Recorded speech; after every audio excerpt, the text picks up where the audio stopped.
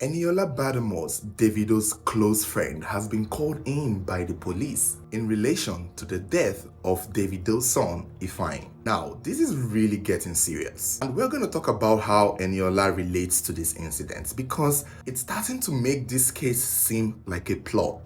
The death of this boy is going to be the end of a lot of people.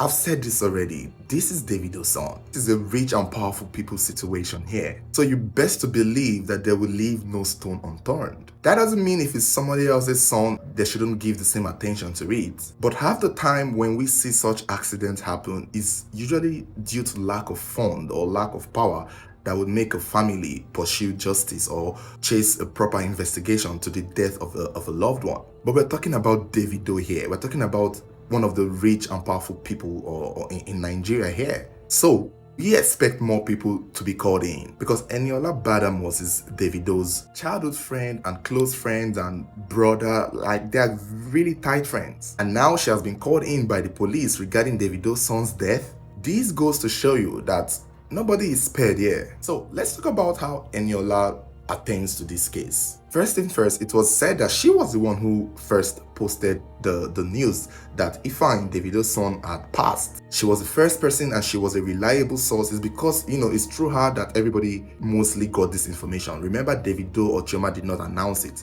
So she is a close friend and she was the one who posted it on her story. And even though she took it down from people bullying her or telling her to shut up, it turned out to be true, which means she had first-hand knowledge to the incident. A lot of people have asked who called the nanny, who was she talking to on the phone that was so important that she had to move away from the child. Sources are saying it's Eniola Badamos, that she was the one that the nanny was speaking with on the phone when she ignored Ifeanyi. But then, how does this affect her? Put in mind again that she is very close to Davido, so her calling the nanny should not be a shocking thing, should not be a new thing. But there are layers to this incident that is making a lot of people raise eyebrows. And there is a conspiracy theory going around, a theory that is so strong and so powerful, even though I don't see any truth in it, but it's hard to ignore that there is a sense in it. We will talk about the conspiracy theory briefly in a moment, but you all need to understand that Eniola calling Davido's nanny or the little boy's nanny should be probably a normal thing. I don't think it was just a first-time call.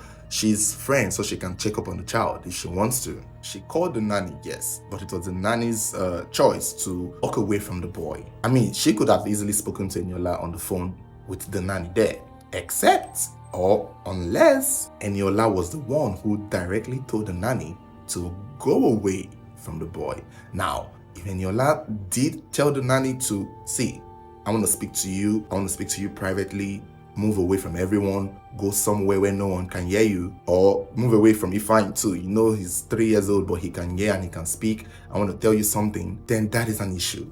If Eniola gave that directive to the nanny specifically to move away from the boy and everyone else, it's going to make the conspiracy theory that is going around have a probability of it being true, because still I don't see it.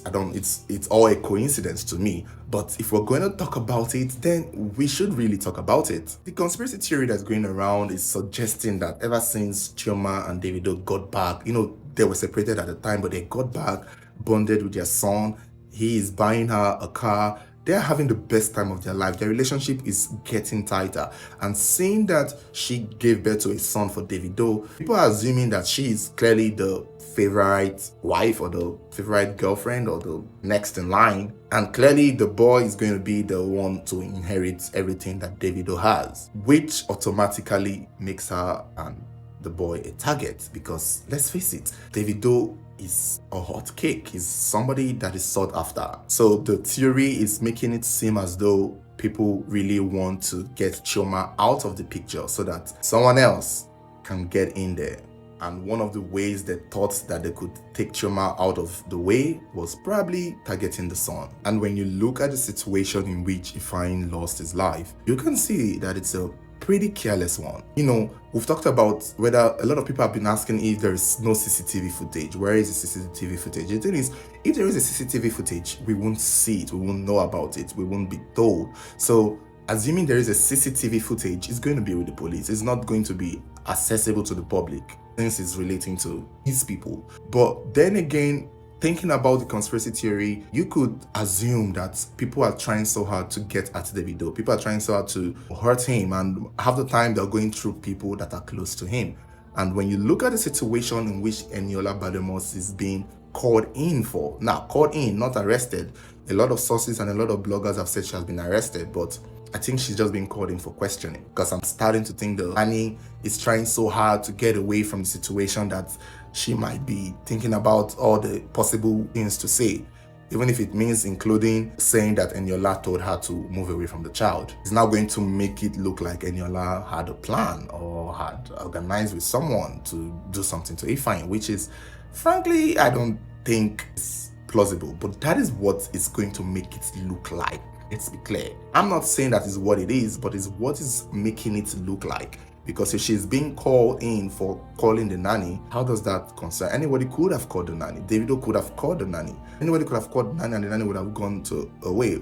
The point is, the nanny should not have left the child. That's just the thing. You can pick a call in front of a 3-year-old child, give him a toy, put TV for him. But the fact that the nanny left this child for so long to speak with Eniola Bademos or whoever, it's making it seem like the call was a distraction, so that whoever wanted to hurt Ifeanyi would do so. So that is what it's making it look like. That is what it's seeming like. Anyhow, we've not heard any word. This update is pretty recent, so we are looking to hear more updates. Now, another reason again why Eniola might be under fire regarding this Ifeanyi incident is because she was the one who first posted about it, and then she went to do a YouTube video about it.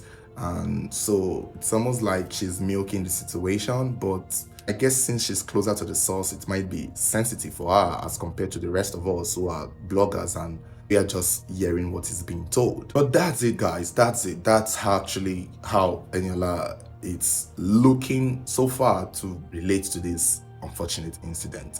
But I think she will come out of it. I don't think it's anything. Yes, she may have been insensitive to make a YouTube video about it. I guess she was most likely just telling her own side of the story, and also maybe she would have to explain the phone call. All that has to be done is make sure that Nanny is not saying that Eniola gave her the specific directive to move away from the son, because if that is the case, then I think she's in big trouble. It might be your word versus my word, because Eniola can easily say, I did not tell you to move away from the son. I did not tell you to move away from anyone. I just called you to ask you how it's going and ask you what is happening. I did not tell you to move away from the child. And the nanny, being in this hot soup that she is, might choose to maintain her stance and claim that Eniola told her to move away from the son, which would make it seem like Eniola had an ulterior motive or a plan or had set up someone to do it when she told her.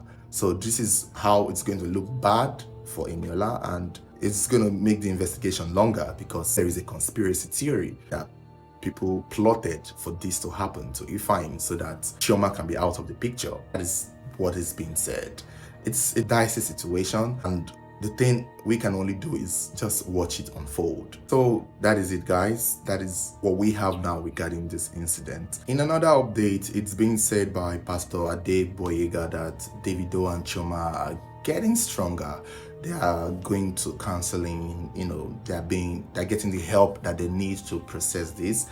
And I see that happening soon. At the same time, the police will still have to keep doing their job, just in case there's a chance that, Ifeanyi was targeted. Yes, they would have to find a way to pick up themselves, and yes, it won't be easy to heal, but they actually have to return back to work and go back to their normal lives. So we just have to keep praying for them. That is all we have to do. So you guys let me know your thoughts regarding these issues. Let me know your thoughts regarding Eniola being called in by the police regarding the death of Ifeanyi. Do you think her phone call had an ulterior motive, or do you think it was just an innocent call? Let me know what you think.